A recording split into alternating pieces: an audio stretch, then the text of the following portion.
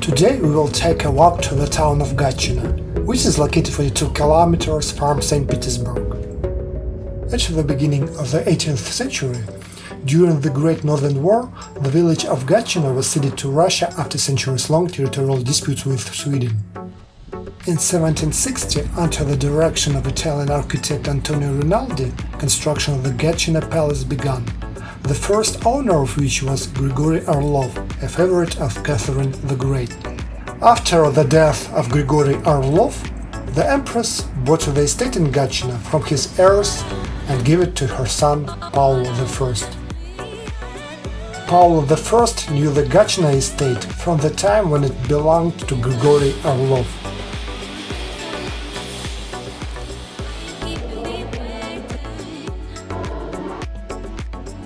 Paul had many reasons to dislike Grigory Orlov. Firstly, he was complicit in the assassination of Peter II, Paul's father. Secondly, Paul I was infuriated that this favorite of his mother enjoyed much more influence in the state than he, the future legitimate heir to the throne. Nevertheless, Paul I liked the Gatchina estate. He felt relatively safe in this castle palace. At the time, he feared that people sent by his own mother, with whom he did not get along, would try to get rid of him. It should be noted that Paul I was also not without oddities. The palace had an underground passage that could be used to leave the palace unnoticed, ending up in the heart of the palace park. Nearby were troops loyal to Paul, a sort of private military company in those days. He lived in this palace for about 13 years. After the death of his mother, Catherine the Great in 1800, Emperor Paul I left the Gatchina Palace and moved to the newly built Mikhailovsky Castle in the center of St. Petersburg, but he lived there for less than a year before his cronies assassinated him. The next permanent and last inhabitant of the Gatchina Palace was Emperor Alexander III, who lived here for exactly 13 years, as did Emperor Paul I.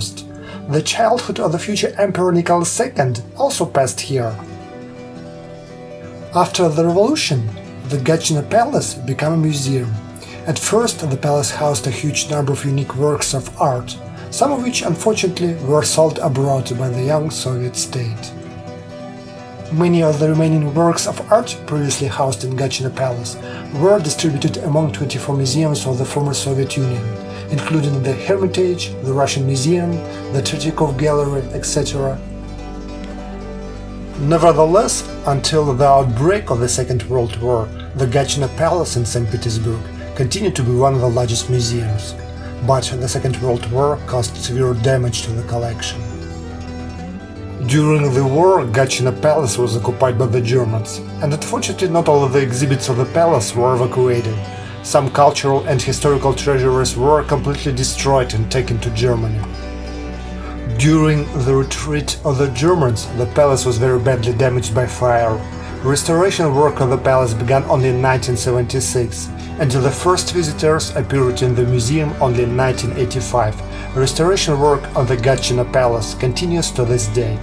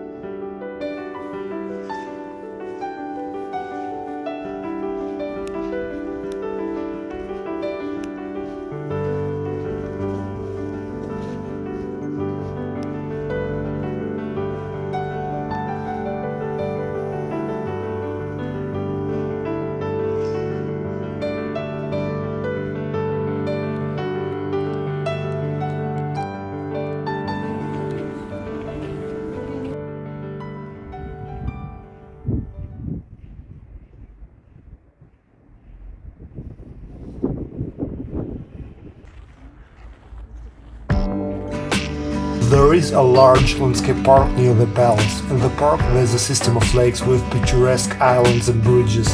In the times of the Emperor Paul, even many flotillas sailed here, taking part in amusing battles.